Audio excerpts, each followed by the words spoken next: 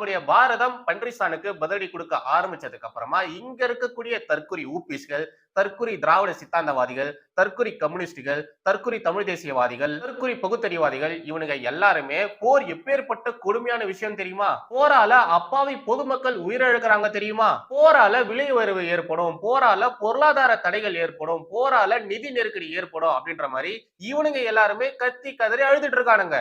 அதாவது இவனுங்க எல்லாருமே இங்க உட்கார்ந்துகிட்டு பன்றிஸ்தானுக்கு சிம் படிச்சிட்டு இருக்கானுங்க. உங்களுக்கு ஒரு குட்டி வீடியோ போடுறேன், தயவு செய்து பாருங்களேன். என்னடா செலிப்ரேட் பண்றீங்க? நீ செலிப்ரேட் பண்ண என்னடா இருக்கு? There was a terror attack. அதுக்கு மேல இருக்கவங்க பவர்ல இருக்கவங்க ஒரு டிசிஷன் எடுக்கிறாங்க. They are revenging them. Okay. But அதுக்காக ஏன் செலிப்ரேட் பண்றீங்க? There is nothing to be proud about. We lost lives காஷ்மீர்ல. அண்ட் அதுக்கப்புறமா ரிவெஞ்ச் எடுக்கிறாங்க. அங்கேயும் நிறைய லைஃப் போகும். ஆப்வியஸா இட்ஸ் a war. ஏன்டா வானவில்லு பாக்குறதுக்கு ஆம்பளை மாதிரி இருக்க, ஆனா ஏன்டா இப்படி சினுங்குற? இவனை மாதிரி இருக்கக்கூடிய பல கேடுகட்ட ஜென்மங்களை தான் நாம இன்னைக்கு இந்த வீடியோல செருப்படி கொடுக்க போறோம். எப்பொழுதும் எதிராசன் வடிவழகி என் இதய தொழுதால் இல்லை எனக்கெதிர் இல்லை எனக்கெதிர் இல்லை எனக்கெதிரே ஸ்ரீமதே ராமானுஜாய நமஹா. எனதர்மை தேசியவாதிகள் அனைவருக்கும் வணக்கம். பாரதம் பன்றிஸ்தானுக்கு எதிராக நடத்தக்கூடிய இந்த ஒரு போருக்கு யாரும் சப்போர்ட் பண்ணாதீங்க, யாரும் ஆதரவு கொடுக்காதீங்க. இது மாதிரியான போறனால அங்க இருக்கக்கூடிய அப்பாவி பொதுமக்கள் தான் சாகுறாங்க. இது முழுக்க முழுக்க முழுக்க பாஜக RSS மோடியின் மதவெறி தாக்குதல். அவங்க எல்லாருமே இஸ்லாமியர்களா இருக்கிறதுனாலதான் இவங்க அவங்கள போட்டு அடிக்கிறாங்க.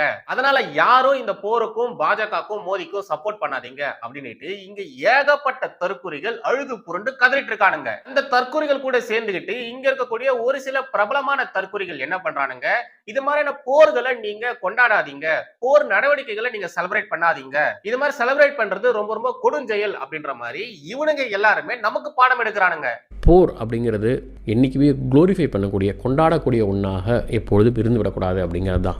ஏன்னா இங்கே போர் அப்படின்னு சில பேர் கைத்தட்டி கொண்டாடுவதும் ஆர்ப்பரிப்பதும் அது ஒரு பழிவாங்கும் உணர்ச்சி, ஒருவர் இறக்கிறத கொண்டாடுறதுமாகவும் இருக்கக்கூடாது. இதுக்கு நடுவில் தமிழ் தேசியம் அப்படின்ற போர்வையில் பிரிவினவாத பேசக்கூடிய லூசுங்க என்ன பண்றானுங்க, போரெல்லாம் நாங்க நேர்ல பார்த்தவங்க, போரால பாதிக்கப்பட்டவங்க நாங்கெல்லாம், நாங்களே சொல்றோம் இந்த போர்லாம் வேண்டாம், போரால மக்களுக்கு ஆபத்து தான் வரும், போரால எந்த ஒரு பிரயோஜனமும் கிடையாது, அதனால இந்த போரை யாரும் சப்போர்ட் பண்ணாதீங்க அப்படின்ற மாதிரி இந்த லூசுங்க வேற நடுவுல காமெடி பண்ணிட்டு சுத்துறானுங்க.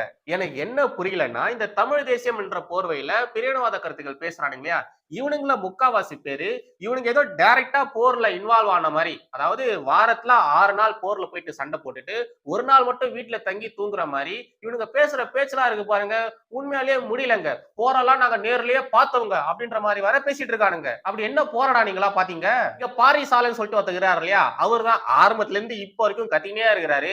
இந்த பாரிசாலன் பண்ண சண்டை எல்லாம் நீங்க பாத்துருக்கீங்களா? தெலுங்கர்கள் கிட்ட சண்டை போடுவாரு, கன்னடர்கள் கிட்ட சண்டை போடுவாரு, மலையாளிகள் கிட்ட சண்டை போடுவாரு, வரவெல்லாம் இழுத்து வச்சு நீ வணக்கம் தானே, நீ அவன் தானே, நீ இவன் தானே சொல்லிட்டு சண்டை போடுவாரு. இவனுங்கெல்லாம் பாருங்களேன், இவங்களுடைய சைக்காலஜியை கொஞ்சம் பாருங்களேன். நம்முடைய அண்டை மாநிலங்கள்ல இருக்கக்கூடிய நபர்களை ஏத்துக்க மாட்டானுங்களாம். ஆனா இந்த நாட்டுக்கு சுத்தமா சம்மந்தமே இல்லாத, இந்த நாடு அழியணும்னு தினம் இருக்கக்கூடிய அந்த பன்றிஸ்தான்ல இருக்கக்கூடிய பன்றிகளுக்கு சப்போர்ட் பண்ணுவானுங்களாமா. அவனுங்க எல்லாருமே இவனுடைய தொப்புள் கூடிய உறவுகளாமா. இந்திக்காரங்கிட்ட எக்ஸ்ட்ரா பானிபூரி கேட்டு சண்டை போடுற நாயி இங்க உட்கார்ந்துகிட்டு நாங்கெல்லாம் போரையே பார்த்தவங்க, போர்ல நாங்க கஷ்டப்பட்டவங்க அப்படின்ற மாதிரி என்னமா சீன் போடுறானுங்க. வணக்கம். இங்க விடிஎஸ் பஜாஜ்னு ஒரு தெலுங்கர்களால் நடத்தப்படக்கூடிய ஒரு பஜாஜ் நிறுவனம் இருக்கு. முதல்ல ஒரு விஷயத்தை நீங்க புரிஞ்சுக்கோங்க, நம்முடைய பாரத கலாச்சாரத்துல ஒரு சில பண்டிகைகள், முக்கியமான பண்டிகைகள்லாம் இருக்கு. அந்த பண்டிகைகள் எல்லாமே எடுத்து பாருங்க, அந்த பண்டிகைகளுக்கு பின்னாடி இருக்கக்கூடிய வரலாறு இருக்கு இல்லையா, அது எல்லாமே போர் தான். போர்ல வெற்றி பெற்றதுனாலதான் அந்த பண்டிகைகளை நம்ம கொண்டாடுறோம். போருக்கு போறதுக்கு முன்னாடி, போருக்கு தயாராகிறதுக்கு முன்னாடி, போருக்கு தயாராகும் போது, போர்ல வெற்றி பெற்றதுக்கு அப்புறமா இத மாதிரி போரை மையப்படுத்தியே நம்முடைய கலாச்சாரத்துல ஏகப்பட்ட பண்டிகைகள் இருக்கு. போர் அப்படின்ற ஒரு விஷயம் நம்முடைய கலாச்சாரத்துல ஊர்னது, நம்முடைய ரத்தத்துல ஊர்னது. அதே மாதிரி இந்த போரை கொண்டாடுறதும் நம்முடைய கலாச்சாரத்துல இருக்கிறது தான். நான் உங்களுக்கு இன்னும் தெளிவா புரியுற மாதிரி சொல்றேனே, இந்தியா முழுக்க எல்லா மக்களாலையும் கொண்டாடப்படுற தசரா பண்டிகை இருக்கு இல்லையா, அது போருக்கான கொண்டாட்டம் தான். அதே மாதிரி திவாலி பண்டிகை இருக்கு இல்லையா, அதுவும் போருக்கான வெற்றி கொண்டாட்டம் தான். அதே மாதிரி ஹோலி இருக்கு இல்லையா, அதுவும் போருக்கான கொண்டாட்டம் தான். அந்த பண்டிகைகள் எல்லாமே போர்ல வெற்றி பெற்றதுக்கு அப்புறமா நாம செலிப்ரேட் பண்றதுதான். இத மாதிரி நம்முடைய கலாச்சாரத்துல இந்த போரை மையப்படுத்தி மட்டுமே ஏகப்பட்ட பண்டிகைகள் இருக்கு. அது நாடு முழுக்க கொண்டாடப்பட்டு வருது, இப்ப வரைக்கும் கொண்டாடப்பட்டு வருது. எவனாச்சும் நம்மள அடிச்சானா ஓரமா உட்காந்துக்கிட்டு ஓடு எழுது ஒப்பாரி வைக்கிற கலாச்சாரம் நம்மளுடைய கலாச்சாரம் கிடையாது. அது மாதிரியான கலாச்சாரம் காங்கிரசுடைய கலாச்சாரமா இருக்கலாம். நம்ம நாட்டின் மீது பயங்கரவாதிகள் தாக்குதல் நடத்தினாங்கன்னா பதிலடி கொடுக்காம அமெரிக்கா காலை பிடிச்சு கதறதுலாம் காங்கிரசுடைய கலாச்சாரமா இருக்கலாம். ஆனா பாரதியர்களுடைய கலாச்சாரம் அது கிடையாது. தமிழ் தேசியவாதிகளுக்கு கடைசியா ஒண்ணு சொல்லிக்க ஆசைப்படுறேன். இவனுங்க முப்பாட்ட முருகன், தமிழ் கடவுள் முருகன் அப்படின்ற மாதிரி எல்லாம் சொல்றாங்க இல்லையா? அந்த முருகனே யாரு? அவர் எதனுடைய கடவுள் சொல்லுங்க சொல்லுங்க. சனாதன தர்மத்தின்படி நம்முடைய முருகன் ஒரு போர்க்கடவுள். அப்பேற்பட்ட முருகரை இவனுங்க ஏதோ இவன் முப்பாட்டன் அப்படின்ற மாதிரி இங்க பேசிட்டு இருக்கானுங்க. கடவுளை மனிதர்களா சித்தரிக்கிறானுங்க. அப்புறம் கடவுள் எங்கன்னு கேட்டா வாங்க சண்டே சர்ச்சுக்கு வாங்க சொல்லிட்டு அப்படியே அழகா மதம் மாத்திட்டு கூட்டிட்டு போயிடுவானுங்க. அதனாலதான் இந்த தமிழ் தேசியம் பேசுறவனுங்க, அதுவும் தமிழ் தேசியத்துல பிரிவினவாதம் பேசுறானுங்க இல்லையா, அவனுங்களாம் நான் நம்புறதே கிடையாது, கிட்ட சேர்க்கறதே கிடையாது. ஏன்னா இதுதான் ரீசன். அவனுங்களுக்கு பின்னாடி ஒரு மதமாற்ற கும்பலே இருக்கு. அவனுங்க முப்பாட்ட முருகன் சொல்லிட்டு ஒரு சிலையை வச்சிருக்கானுங்க இல்லையா, ஒரு போட்டோ வச்சுட்டு சுத்துறானுங்க இல்லையா, அவரை பாக்குறதுக்கு என்ன முருகர் மாதிரியா இருக்கு? இல்ல. ஆனா இவனுங்க என்ன பண்றானுங்க, அவருதான் முருகர், அவரை தான் நாங்க வழிபடுவோம் அப்படின்ற மாதிரி இவனுங்க நாடகம் ஆடிட்டு சுத்திட்டு இருக்கானுங்க. ஒரு போர் கடவுளை நீங்க முப்பாட்டன்னு சொல்றீங்க, ஆனா இங்க உட்கார்ந்துகிட்டு பன்றிஸ்தானுக்கு எதிராக நாம தாக்குதல் நடத்தும் பொழுது அந்த தாக்குதலுக்கு எதிராக இங்க உட்கார்ந்து பேசிட்டு இருக்கீங்க. போர்லாம் பண்ணக்கூடாது, போர்லாம் வேணாம் அப்படின்ற மாதிரி பேசிட்டு இருக்கீங்க. இதுக்கு நடுவுல போரை கொண்டாடாதீங்க வேற பாடம் எடுக்கிறானுங்க. நாம பன்றிஸ்தான்ல இருக்கக்கூடிய பயங்கரவாத கேம்புகளை துல்லியமா கணக்கு போட்டு ஏவுகணை மூலமா தாக்கி அந்த இடத்தையுமே தரமட்டமாக்கிட்டோம். அங்கிருந்த பயங்கரவாதிகளை நாம ஜன்னத்துக்கு அனுப்பிட்டோம். அண்டர்லைன், அங்கிருந்த பயங்கரவாதிகளை மட்டும் நாம ஜன்னத்துக்கு அனுப்பியிருக்கோம். ஆனா பன்றிஸ்தான்ல இருக்கக்கூடிய இஸ்லாமிய ராணுவ வீரர்கள், இஸ்லாமிய பயங்கரவாதிகள் என்ன பண்ணிருக்கானுங்க? அவனுங்க இந்திய ராணுவத்தை கூட மோதி இருக்கானுங்களா? இல்ல. இங்க இருக்கக்கூடிய அப்பாவி பொதுமக்கள் கிட்ட மோதி இருக்கானுங்க, சிவிலியன்ஸை தாக்கியிருக்கானுங்க. நேத்திக்கு கூட பூஞ்ச் அப்படின்ற ஒரு இடத்துல அங்க இருக்கக்கூடிய அப்பாவி பொதுமக்களை தாக்கியிருக்கானுங்க, பல பேரை கொண்டு குவிச்சிருக்கானுங்க. எப்படி பகல்காம்ல அப்பாவி பொதுமக்களை தாக்குனானுங்களோ அதே மாதிரி மறுபடியும் பூஞ்ச் அப்படின்ற ஒரு இடத்துல அப்பாவி பொதுமக்களை தாக்கியிருக்கானுங்க, கொடூரமான முறையில கொண்டு குவிச்சிருக்கானுங்க. கிட்டத்தட்ட 60க்கும் மேற்பட்ட மக்களுக்கு படுகாயம் ஏற்பட்டிருக்கு. 13 பேர் கிட்ட இறந்திருக்காங்க. அதுல சிறுவர்கள், சிறுமியர்கள், பெண்கள் உட்பட பல பேர் இறந்திருக்காங்க. இந்த பன்றிஸ்தான் பன்றிகள் எப்பேற்பட்ட பொட்டைகளா இருக்கிறானுங்க பாத்தீங்களா? அப்பாவி சிவிலியன்ஸ் எப்படி கொண்டு குவிச்சிருக்கானுங்க பாத்தீங்களா? இவனுங்க கிட்ட நாம அன்பா இருக்கணும், அவங்களுக்கு தேவையான விஷயத்த நம்ம பண்ணி கொடுக்கணும், அன்பை விதைக்கணும் அப்படின்ற மாதிரி இங்க இருந்துகிட்டு ரகுமான் பாரிசாலன் மாதிரி இருக்கக்கூடிய கேடு கெட்ட கபோதிகள் நமக்கு பாடம் எடுத்துட்டு இருக்கானுங்க. முதல் நாள் நம்முடைய இந்தியா அந்த பன்றிஸ்தான் மீது தாக்குதல் நடத்தினாங்க இல்லையா, அப்பவே பயங்கரவாதிகளும் பயங்கரவாதிகள் குடும்பத்தினரும் ஜன்னத்துக்கு போயிட்டானுங்க. ஆபரேஷன் சிந்தூர் சக்சஸ்ஃபுல்லா நடந்து முடிஞ்சிருக்கு. இன்னமும் அந்த மிஷன் ஆனது ஃபுல்லா கம்ப்ளீட் ஆகல. இன்னமும் ஆபரேஷன் சிந்தூர் ஆனது கண்டினியூ ஆயிட்டு தான் இருக்கு. இப்போ வரைக்கும் தொடர்ந்துட்டு தான் இருக்கு. நம்முடைய காங்கிரஸ் என்னதான் இந்த ஆபரேஷன் சிந்தூருக்கு ஃபேவரா பேசியிருந்தாலும், சப்போர்ட் பண்ணி பேசியிருந்தாலும், ஆனா அவங்க பிரஸ் மீட்ல பேசுறதெல்லாம் பார்க்கும்போது அது மாதிரிலாம் தெரியல. உங்களுக்கு பப்புஜி பேசின ஒரு கிளிப்பிங்க போடுறேன், தயவு செய்து பாருங்களேன். वर्किंग कमेटी में हमारा डिस्कशन हुआ, पूरा समर्थन, full support to our forces, best wishes to them, much love to them, complete support from the Congress party and the Congress working committee. Thank you. Sir, all party meet. என்னதான் இவரு வாயில இது மாதிரி பாசிட்டிவான விஷயத்த சொன்னாலும் அவருடைய முகம், அவர் பின்னாடி இருக்கக்கூடியவர்களுடைய முகம்லாம் பாருங்களேன், எவ்வளவு சோகமா இருக்கு.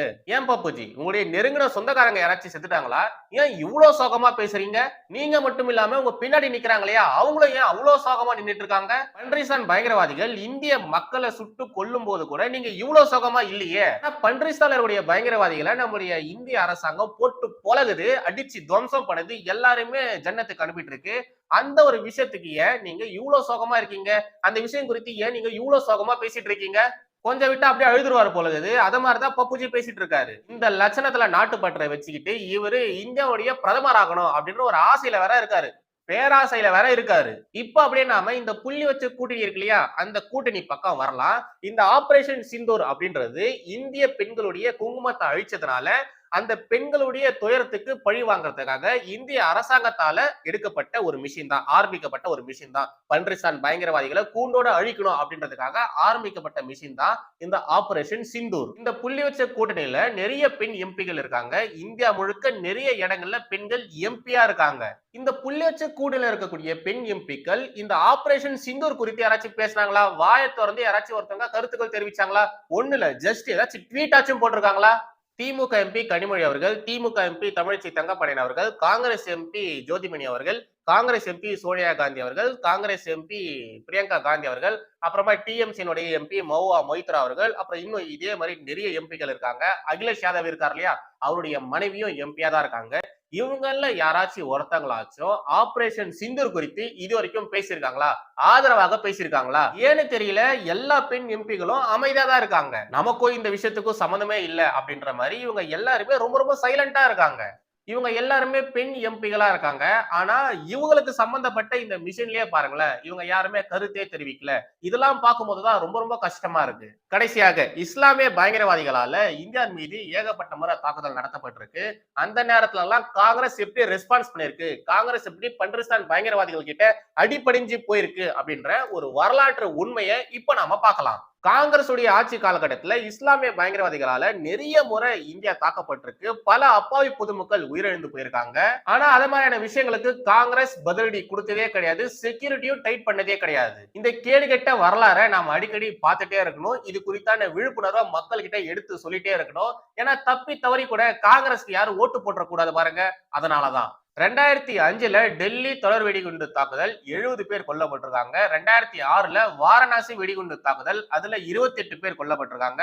2006 மும்பை ரயில் வெடிகுண்டு தாக்குதல், அதுல 209 பேர் கொல்லப்பட்டிருக்காங்க. மறுபடியும் 2006 மலேகான் வெடிகுண்டு தாக்குதல், அதுல 40 பேர் கொல்லப்பட்டிருக்காங்க. 2007 சம்ஜவுதா வெடிகுண்டு தாக்குதல், அதுல 70 பேர் கொல்லப்பட்டிருக்காங்க. 2008 ஜெய்ப்பூர் வெடிகுண்டு தாக்குதல், அதுல 71 பேர் கொல்லப்பட்டிருக்காங்க. 2008 அகமதாபாத் வெடிகுண்டு தாக்குதல், அதுல 56 பேர் கொல்லப்பட்டிருக்காங்க. 2008 மறுபடியும் டெல்லியில வெடிகுண்டு தாக்குதல், அதுல 36 பேர் கொல்லப்பட்டிருக்காங்க. 2008 மும்பைல பயங்கரவாத தாக்குதல் நடந்தது, அதுல 171 பேர் கொல்லப்பட்டிருக்காங்க. அப்புறம் 2010 பூனேல வெடிகுண்டு தாக்குதல் நடந்தது, அதுல 17 பேர் கொல்லப்பட்டிருக்காங்க. 2011 மும்பை வெடிகுண்டு தாக்குதல், அதுல 26 பேர் கொல்லப்பட்டிருக்காங்க. 2011 மறுபடியும் டெல்லியில, இந்தியாவின் தலைநகர் டெல்லியில வெடிகுண்டு தாக்குதல் நடந்திருக்கு. அப்ப 15 பேர் கொல்லப்பட்டிருக்காங்க. 2013 ஹைதராபாத்ல வெடிகுண்டு தாக்குதல் நடந்திருக்கு, அங்க 18 பேர் கொல்லப்பட்டிருக்காங்க. இவ்வளவு பயங்கரவாத தாக்குதல் நம்ம நாட்டின் மீது நடத்தப்பட்டிருக்கு. இது எல்லாமே இஸ்லாமிய பயங்கரவாத தாக்குதல் தான். இது எல்லாமே காங்கிரஸ் உடைய ஆட்சி காலகட்டத்துல தான் நடந்திருக்கு. ஆனா இந்த தாக்குதலுக்கு காங்கிரஸ் பதிலடி கொடுத்ததே கிடையாது. இந்தியா மற்றும் பன்றிஸ்தான் பிரிஞ்சது இல்லையா, அந்த காலகட்டத்துல பன்றிஸ்தான் கேட்ட பணத்தை கொடுக்கணும்னு இந்தியாவுக்கு எதிராக இங்க ஒருத்தர் போராட்டம் பண்ணாரு, உண்ணாவிரதம்லாம் இருந்தாரு. அவர் யார் தெரியுமா? வேற யாரும் கிடையாது, காந்தி தான். அதே மாதிரி பன்றிஸ்தான்ல இருக்கக்கூடிய இஸ்லாமியர்கள் ஹிந்துக்களை கொடூரமா கொண்டு குவிச்சானுங்க. ஹிந்துக்கள் அங்கிருந்து புலம்பெயர்ந்து வரும்பொழுது ஏகப்பட்ட பேரை தேவையே இல்லாம கொண்டு குவிச்சானுங்க. இந்த விஷயம் குறித்து மறுபடியும் காந்தி கிட்ட போய் பேசும்பொழுது காந்தி என்ன தெரியுமா சொன்னாரு? இஸ்லாமியர்கள் உங்களை கொல்ல வந்தாங்கன்னா நீங்க வீரமா உங்களுடைய உயிர்களை அவங்களுக்கு தியாகம் பண்ணணும். இஸ்லாமியர்களுக்கு ஹிந்துக்கள் அவங்களுடைய உயிரை தியாகம் பண்ணணும் அப்படின்ற மாதிரி சொன்னது யாரு? காந்தி தான். இப்பேற்பட்ட மகாத்மா காந்தி இருந்த கட்சி கிட்ட இருந்து நாம என்னங்க எதிர்பார்க்க முடியும்? வேற என்னத்தை எதிர்பார்க்க முடியும்? இப்பேற்பட்ட ஒரு மகாத்மா இருந்த கட்சி கிட்ட இருந்து நாம இது மாதிரி இஸ்லாமிய பயங்கரவாதிகள் நடத்தின தாக்குதலுக்கு பதிலடியை எதிர்பார்க்க முடியுமா? பதிலடி கொடுங்கன்னு சொல்ல முடியுமா? அப்படி சொன்னாலும் காங்கிரஸ் பதிலடி கொடுத்துருவாங்களா? இன்னைக்கான கண்டென்ட் மறுபடியும் அடுத்த ஒரு வீடியோல சந்திக்கிறேன். ஜெய் ஹிந்த், வந்தே மாதரம்.